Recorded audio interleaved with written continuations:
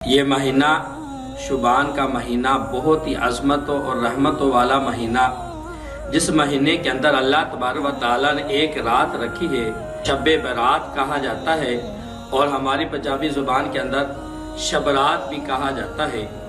سارا سال بندہ اللہ تبارک و تعالیٰ کی رحمت کو تلاش کرتا ہے، لیکن یہ عظمت والی رات ہے جو خدا کی رحمت اپنے بندوں کو تلاش کرتی ہے، اور خدا دنیا نزول فرماتے ہیں اور خدا کی ذات فرماتے ہیں، ہے کوئی بندہ بخشش مانگنے والا میں اسے بخش دوں، ہے کوئی مغفرت چاہنے والا میں اس مغفرت فرما دوں، ہے کوئی رزق والا مجھ سے رزق کا سوال کرے میں اس کی رزق کی تنگی دور کر دوں، ہے کوئی بیمار جو مجھ سے دعا مانگے میں اسے شفا عطا فرماؤں۔ میرے بھائیوں، اللہ تبارک و تعالیٰ نے ہمیں یہ موقع عطا فرمایا، یہ عظمت والی رات عطا فرمائے۔ یہ آپ کو بھی معلوم ہے، ہمیں بھی معلوم ہے کہ یہ کتنی مبارک باد رات ہے۔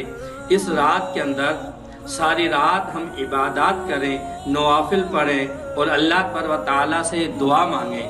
ایک طرف تو خدا کی ذات بڑی غفور الرحیم ہے، اور دوسری طرف اللہ تبارک و تعالیٰ آئندہ آنے والے سال کے ان رات کے اندر فیصلے فرماتے ہیں۔ جس طرح رزق کا فیصلہ ہے، موت و حیات کا فیصلہ ہے، بیماری اور شفا کا فیصلہ ہے، تو میرے بھائیوں، میرا ایک مقصد بتانے کا، میرا مطلب بتانے کا یہ ہے کہ ہم اس رات کے اندر ساری رات جاگیں اور عبادات کریں اور خدا سے مانگیں، کیونکہ ہر بندے کو معلوم ہے کہ میں کتنا گنہگار ہوں۔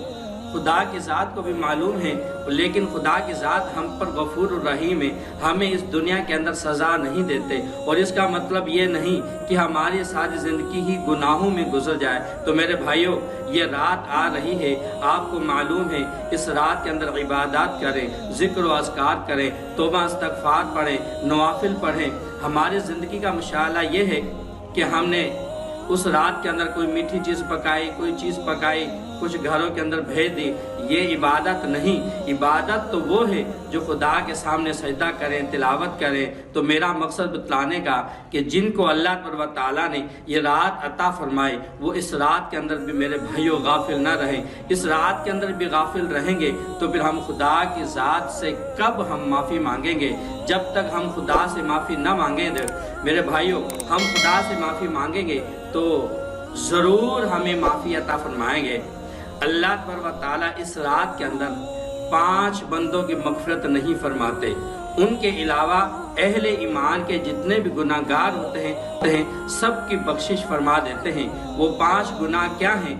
سب سے پہلا تو مشرک، جو کلمے سے خارج ہے، اسلام سے خارج ہے، نبی پاک صلی اللہ علیہ وسلم سے دور ہے، یعنی جو مشرک ہے اس کی اللہ تبارک و تعالیٰ مغفرت نہیں فرماتے۔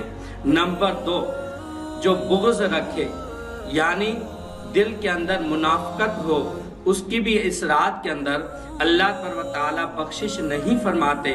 نمبر 3، اپنی شلوار ٹخنوں سے نیچے رکھنے والے۔ بعض مرتبہ جب نماز جماعت کے لیے کھڑے ہوتے تو مولوی صاحب اعلان کرتے ہیں کہ اپنی شلوار ٹخنوں سے اوپر کریں۔ میرے بھائیوں، ہمیں اس چیز کا علم ہونا چاہیے کہ شلوار اپنی ٹخنوں سے نیچے رکھنا کتنا بڑا گناہ ہے، جو اس رات کے اندر بھی اللہ تبارک و تعالیٰ ان کی مغفرت نہیں فرماتے۔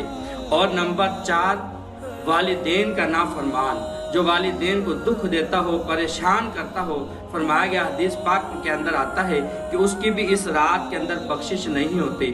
اور نمبر 5، شراب پینے والا، جو ہر وقت شراب پیتا رہتا ہے، اس کی بھی اس رات کے اندر مغفرت نہیں ہوتی۔ لیکن میرے بتانے کا مقصد یہ ہے کہ یہ نہیں کہ ان کی مغفرت ہوتی ہی نہیں، مغفرت ہوتی ہے، لیکن اگر ہم خدا سے مانگیں گے اور پکے اور سچے دل سے مانگیں گے، یا العالمین ہمیں تو معافی عطا فرما، اور آئندہ نہ کرنے کا جب پکا ہم عہد کریں گے تو میرا خدا اتنا غفور الرحیم ہے، اتنا ہمیں یقین ہونا چاہیے کہ اللہ کی ذات ہمیں ان گناہوں سے بھی مغفرت فرما دیں گے۔ تو میرے بھائیوں، میرے بتانے کا مقصد یہ ہے کہ یہ رات اللہ تبارک و تعالیٰ نے ہمیں عطا فرمائے۔ اس رات کے اندر ساری رات جاگیں اور عبادات کریں، ذکر و اذکار کریں۔